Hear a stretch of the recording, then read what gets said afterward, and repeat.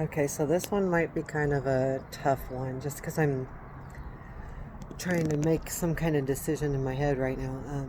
I've been really frustrated about, well, I think what it comes down to is I've been trying to exercise. And I don't know if any of you really watched my videos, but I have a hard time breathing. And I take deep breaths all the time and all of these things, and it doesn't make sense because I quit smoking. I did all the right things, and I've been working out. But every time I try to go to work out, it makes it impossible. I mean, I have a hard time walking around the block, have a hard time walking up one flight of stairs, not quickly. I breathe heavy. I breathe heavy and get tired after getting dressed. I breathe heavy and tired after putting lotion on. Um, and sometimes even like start working up a sweat like I'm working out, putting on lotion. I mean, it's stupid. Um, and it's just getting really frustrating, and I'm thinking, what the hell, and I've been blaming myself for being out of shape. And you got to push, Karen. This is ridiculous. It's been 2 years. You shouldn't be this out of shape. You got to get it together. Well, I remember last time I started working out, I stopped because I kept gaining weight, and it was frustrating, and I didn't know why. And I was working out regularly, and this time I'm watching what I'm eating and watching how much I'm working out. But what happens is the time I'm not working out, my body like shuts down. It just gets so tired, and I can't. I mean, walking across the living room, I get tired. So then working out makes me even more tired. Like, it just drains me. So, and I'm not about to just stop eating to lose weight. I'm just not about that. I mean, I'm a true believer in it's both exercise and what you eat. It's not one or the other. It's both.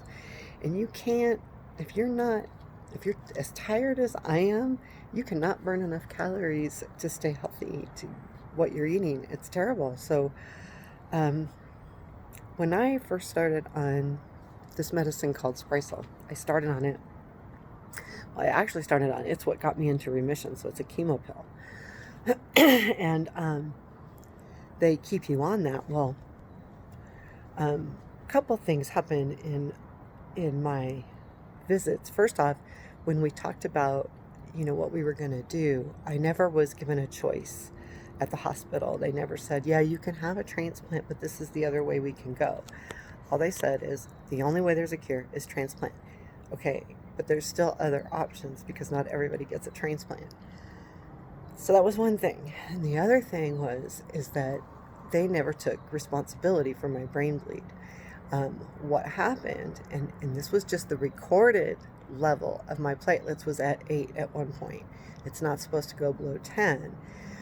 They must not have given me my platelets quick enough, or it actually went below 8, because that's what caused my brain to bleed. I did not, and they kept trying to blame it on a fall. Well, I did fall, but I fell because I was dizzy from the brain bleed to begin with, and it was a nightmare that they kept telling me it was because I fell, and I kept saying, no, it's not. I fell because I was dizzy because of this shit. And they never truly took my word for it, or my daughter's, and she said the same thing. No, she's dizzy. And mind you, we had gone to the doctor, and just because I was in a wheelchair, they couldn't see me walk, and my daughter kept going, we got to figure out what she's on that's making her so dizzy that she can't stand up, that she has to have a walker. This isn't right. And it wasn't right because I wasn't unhealthy at that point.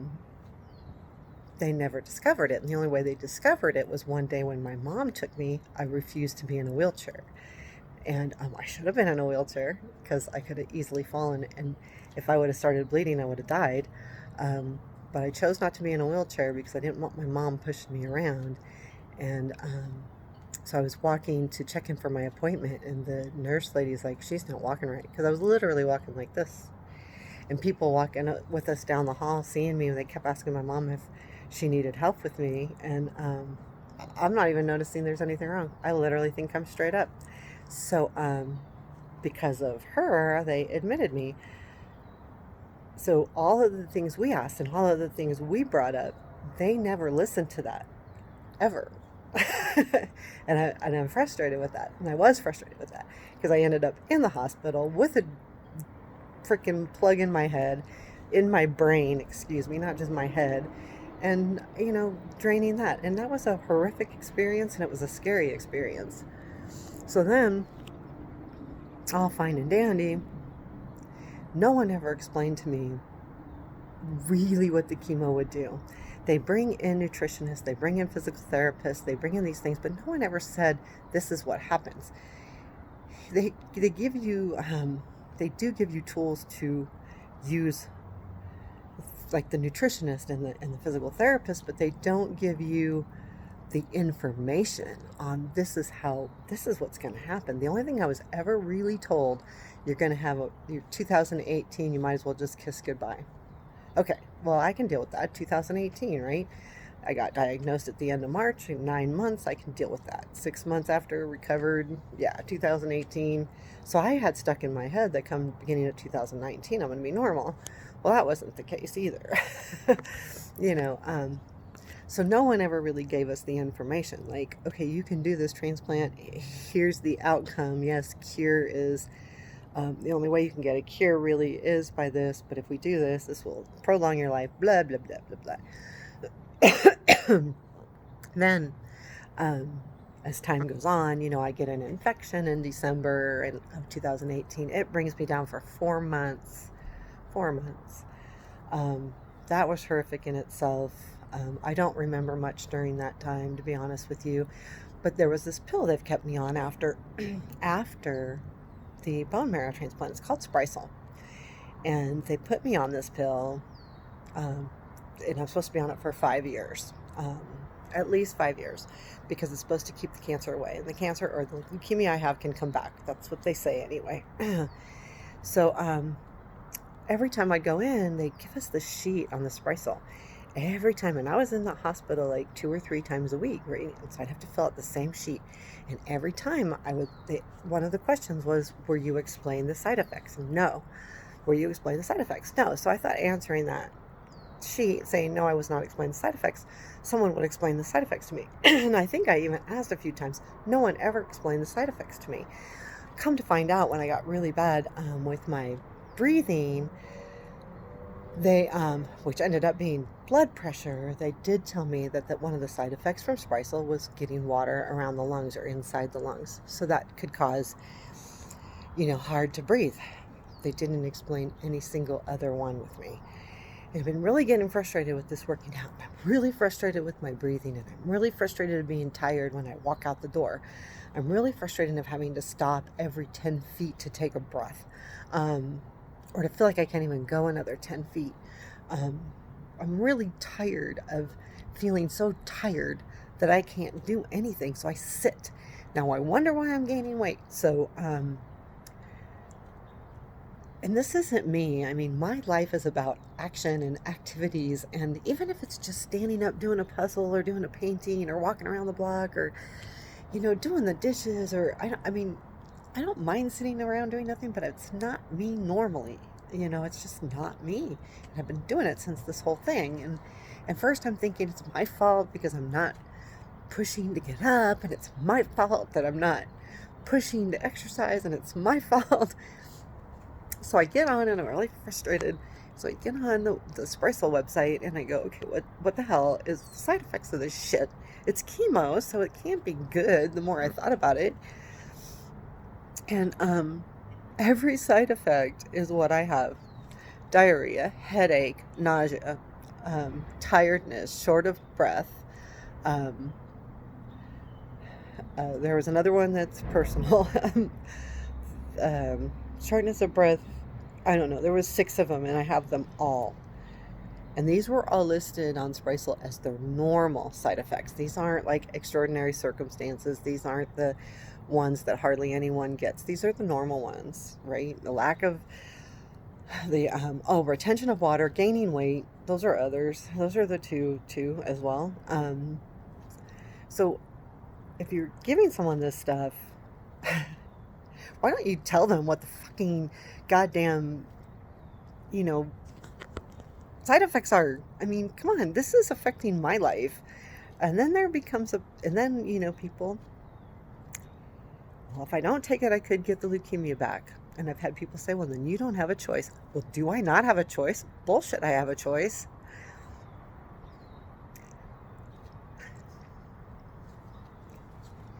People put so much emphasis on survival.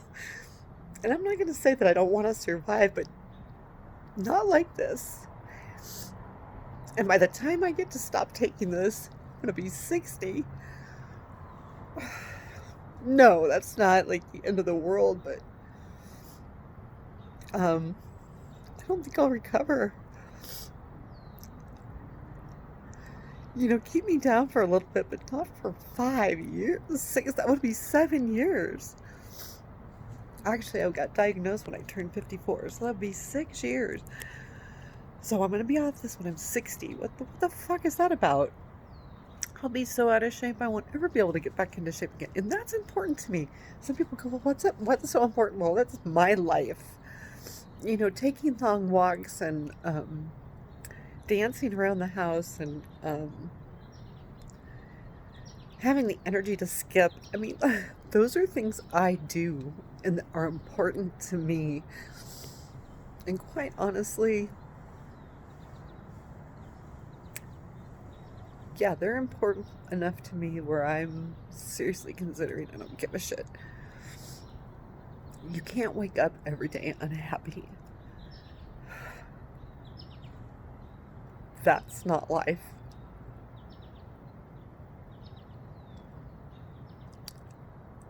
Plain and simple.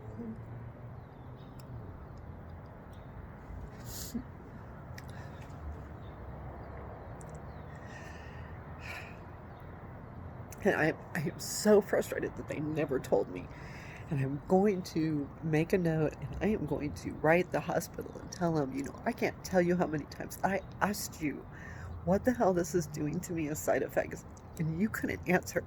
And here I thought this whole time these side effects were my fault because I was being lazy. That's not fair. Not for someone that's hard on themselves. And they know me. And then I go, I'm going to talk to a doctor or a nurse practitioner or a PA, whatever the frick the title is. I don't care. She's not a doctor. About spray solo. So I said, can we have a phone conversation? Well, then they call me back. No, you can't have a phone conversation. You have to come in. And what's that about? And I'll tell you what that's about. The last time I went in for my appointment, that parking lot was empty. It used to be 15 minutes for me to find a parking space on a 3-level parking lot. I would drive around, or I'd have to find one way in the back or whatever, which was fine. I didn't care about that. But the last time I went in, there was like 50 cars on the whole 3 layers. I mean, literally, probably, maybe more than 50, but doubtful. I mean, literally, I think there was 10 on top. I saw maybe 20 in the middle. So that means there wasn't very many on the bottom because no one parks on the bottom. Not if they don't have to. So now, why do they want me to come in? Why do they want me to risk getting COVID so they can make money? Because that's what it is. I have my last bill from them. My portion after insurance was $1,000, and that was just for blood tests and a doctor visit. My portion, it was $1,000. Now, mind you, they did send some lab work out. $1,000. So, fuck you on that shit. I was there 2 hours, and only because I had to wait an hour before, from the time I took my blood to the time I got to see somebody, because they had to wait for the lab results to come back. I was there 2 hours, and one of those hours I was doing nothing, and I got no good information from the doctor I saw. So what good is it going to do for me to come in? And I really need to find a way to express my thoughts in email, but I don't even know who to email, which I'm going to find, because I am not happy right now. I'm not happy with how the treatment went. I'm not happy with the never giving me any decision authority. And I've talked about that with my psychiatrist, who is part of the group. I said, but that's bullshit. They never said, here's your options and here's how it's going to affect you. I was never told how Sprycel was going to affect me so dramatically. And I think they didn't care because they don't have very many people that come in at my caliber. And my caliber is this. I'm an active person. I came in before treatment with 10.5% body fat. Obviously, I don't sit around and do nothing. Didn't they not think that this is going to totally affect my life? No. But this is what you have to do. Well, quality of life, guys, all you want is a stat that I survive. You don't care about how I survive. You don't care. If I'm survived in a hospital bed, it's better for them because not only are they making money in me in the hospital bed, but they can say that I'm a live stat. You know, I'm a survivor. So for every survivor is a stat that's in the positive for them. Doesn't matter how you survive. It's just all they care about is that you survive. And to me, that's not right either. Sorry, some people don't want to hear that, but tell me, get to the point where you don't want to wake up every day and you struggle because you think all of this is your fault. And they let that happen. And that's wrong. And the reason why I say they let that happen is I can't tell you how many times I asked and they never explained it. And I am literally on the Sprycel webpage itself. I'm not on WebMD or any weird page. I am on Sprycel. And they list out their side effects straight up, man. These are the normal ones for an adult. Bam, bam, bam, bam, bam. There's 8 of them and I have them all. I have them all. And my doctors couldn't tell me what they were, no matter how many times I asked. And when I say I asked, because I was going in every 2 to 3 days a week, I probably asked 25 times. And that's not exaggerating. And I was never told. And it's just about the same thing with the brain thing. It was my fault because I fell. But we kept trying to tell him, no, I fell because I was dizzy. You asked me if I had fallen. That was a question. Yeah, I fell. Oh, that's what happened. No, it's not what happened. The brain bleed happened, then I fell. And that wasn't the case. So they kind of spun that around too. So anyway, it's a frustrating day for me today. I think it's I've got to write a letter to them more than anything because I need them to know all this. And I need it in writing, and I need them to hear it, and I need them to pass it along. And I might talk to the psychiatrist again and see if I can get an appointment with him because I might just stop taking it altogether and might just do that. I may get sick again. I may die. But I might have to. So I better get to work. This is a long video.